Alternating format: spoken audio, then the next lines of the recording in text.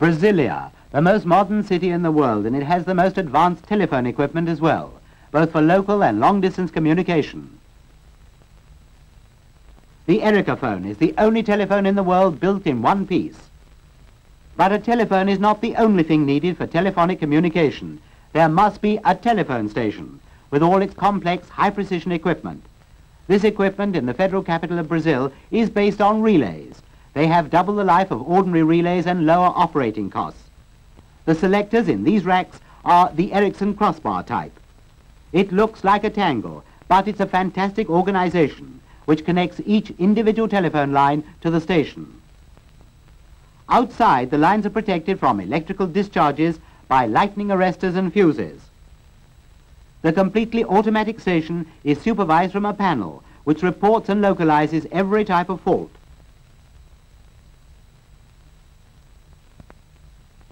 Technicians can be dispatched immediately to the source of trouble. Brasilia, with its modern telephone system, can call any phone number in the world. These long-distance operators work in 4 shifts. A microwave system is used to span the distance between Brasilia and Rio de Janeiro. The terminal equipment was air-freighted from Sweden. After Brasilia, Recife was supplied with the same equipment. A developing city, this northeast community decided to replace its original obsolete telephone system with a modern, efficient one.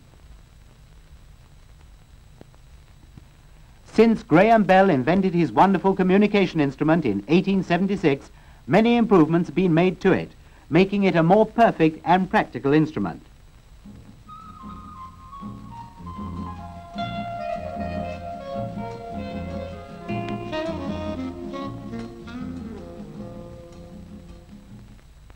The Companhia Telefônica de Pernambuco's new system is housed in 7 modern air-conditioned buildings.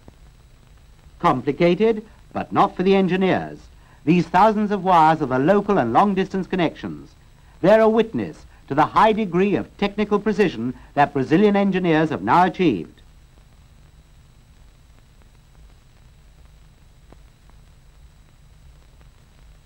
It would be so simple if each subscriber only ever wanted to talk to one other subscriber, but he doesn't.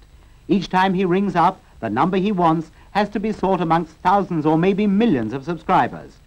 This means that each telephone has to be connected directly to the station. And then there's the question of quality in sound transmission.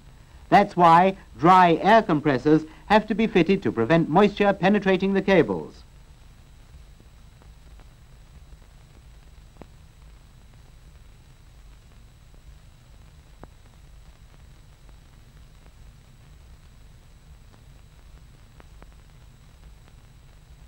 From here, the cables go out to the most remote parts of the city. Some of them contain up to 1,800 pairs of wires. The Recife network has some 50,000 kilometers of wire pairs, which is about the circumference of the world. The cables also connect up the phone booths at the Recife airport. From the central plateau, we went northeast, and now southwards to Porto Alegre. Part of the development of this city has been the advance made by the CRT telephone company.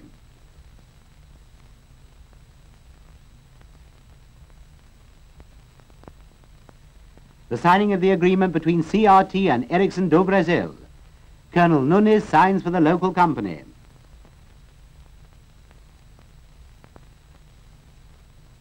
Mr. Wolf Cantiv and Mr. Bertel Lundgren add their signatures for Ericsson.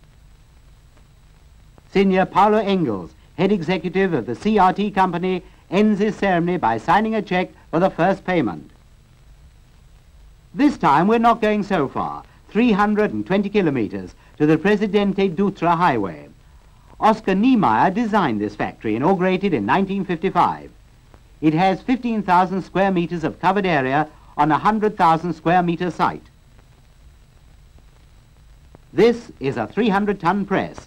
It's hard to believe that it's necessary to manufacture something so small as a simple telephone.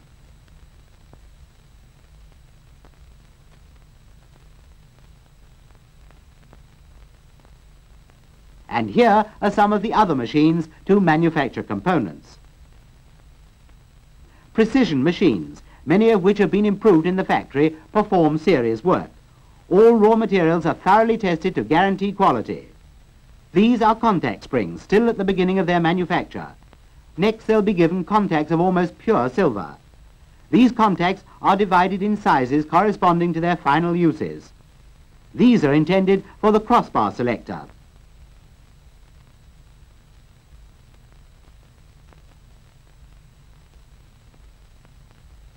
Spring groups for relays are mounted here.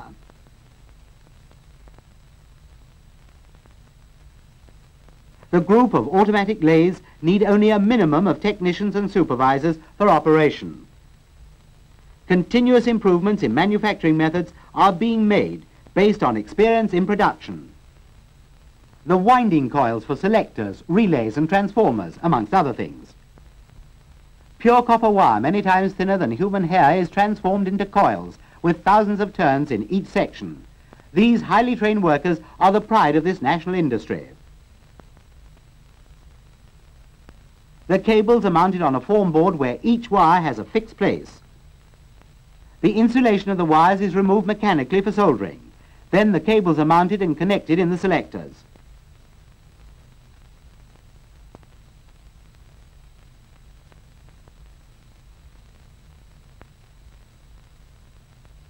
The construction of the relays mean that 85% of an automatic station is now manufactured inside of the country.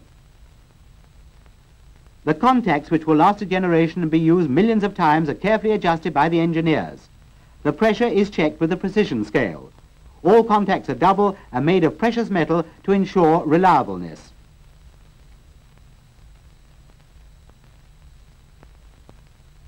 This machine makes the earpieces of the telephone.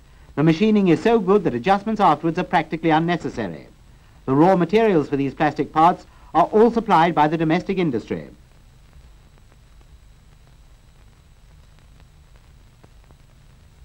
The high temperatures here means that there's no room for carelessness. A word of warning is never out of place.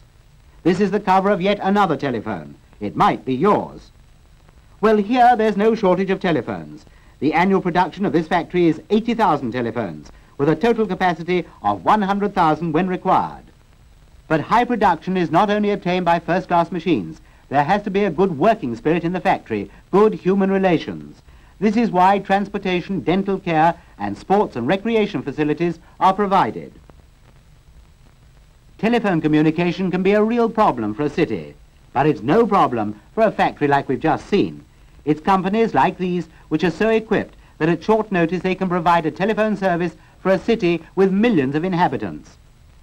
When Pedro II had the first telephone installed at the Palace of São Cristóvão in Rio in 1879, he must have foreseen that no great city of the future would be able to live and progress without this small but wonderful instrument.